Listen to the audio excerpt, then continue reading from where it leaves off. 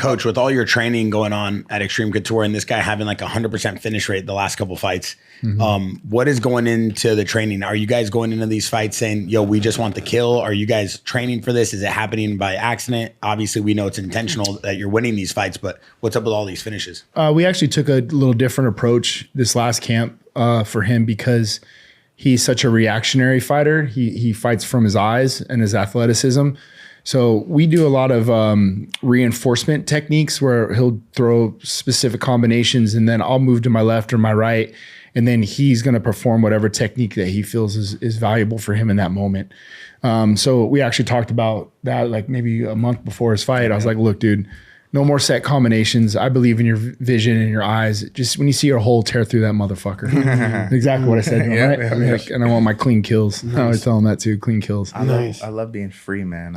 And it's not that like a game plan doesn't work. I love a game plan. I love an objective and all that stuff.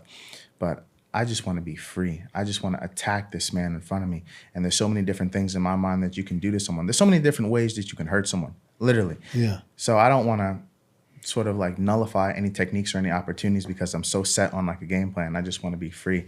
And if I see it, I'll just go and I'll commit to it. What about like game plan as in like what to expect, right? From like your opponent, right? You guys go through that though? Yeah, we hunt, like we said, like we love to hunt. And that's the way we look at it. So I talked to him about that serial killer mentality. We're hunting another human being.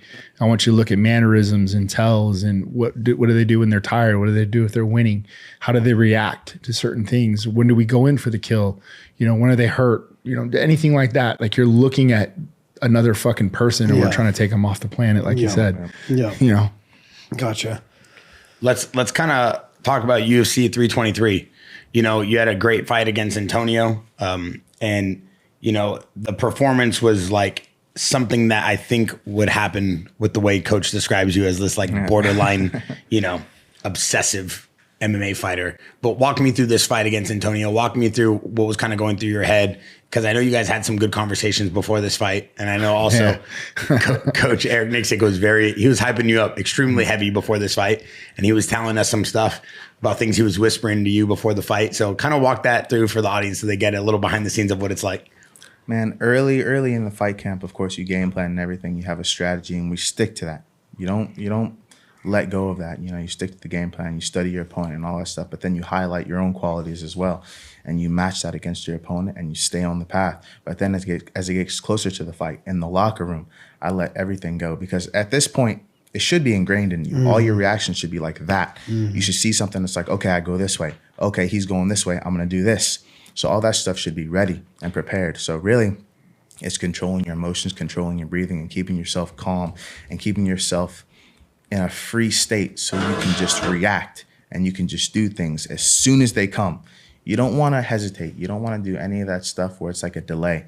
So, man, he was just telling me real things that would sort of like flick a switch inside of my mind. Like one thing he said, speed is my power, being quick and being fast. I don't need to try and hit someone as hard as I possibly can because I already hit hard and the human head can't really take that like that, no matter who you hit, man. So you just have to be precise. You got to be fast. And then I just want to hurt, man. I feel like there's three. Look at that. Bro. You're going to rip his neck off. there's in my mind, there's three tiers to where you want to fight someone. There's winning, there's dominating, and then there's hurting them. And I really, really, really wanted to hurt him. There was just a phrase going through my mind for weeks. I just wanted to run through his face. He has a long neck. And there was, and it's longer now. I saw like the gap of space. I think about stuff like that. There was a gap of space between his chest and his neck. Yeah. And I was just like foaming at the mouth when I thought about it. I'm just like, the stuff that I could do, I could just grab him by his neck and just hit him, or I just want to choke him. I just want to hurt him. I just want blood, huh, dog? Yeah. Man, I want to do stuff to them that makes them think otherwise about their fighting career in choices. general. Yeah, most peaceful, violent guy I've ever met. The UFC is gonna love you because that's what they want. They want guys that want to do that. And I just want to be true to it though. I feel like a lot of people can say stuff like that and it can be like cringy or whatever. But I mean it. He walks like it. I mean it. Like I mean it. I swear to God, I mean it. And I just really want to hurt people. Like a funny story. Like when I was 12 years old, like the original UFC game, UFC Undisputed 2010, I would go in like the training mode and it was like a CPU that couldn't fight back, but you could just hit them and they would bleed. for like, and I thought, I swear, listen. So I was playing a homeschooled. UFC game on glitch mode. I was homeschooled. So like my daily routine was wake up, do my homework. Yeah. And then I just go to the gym and I'd stay in the gym for 3 different classes. And I'd come back home at night, like 7 p.m., eat some Subway. And then I would just play that game. And I would just see how much blood could come out of like the CPU character before like the game would like time out.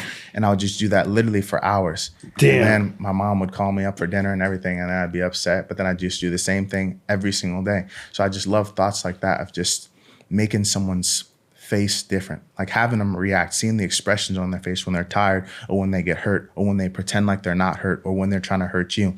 I love the intimacy of fighting. That's something that motivates me, like the intimacy, like knowing someone inside that cage. You can really know someone that you fight better than you know your own family. Yeah. Like the amount of intimacy and the amount of emotion that goes into that. And I really, really, really like examining someone and their expressions and knowing how they tick and then making them tick in a different direction.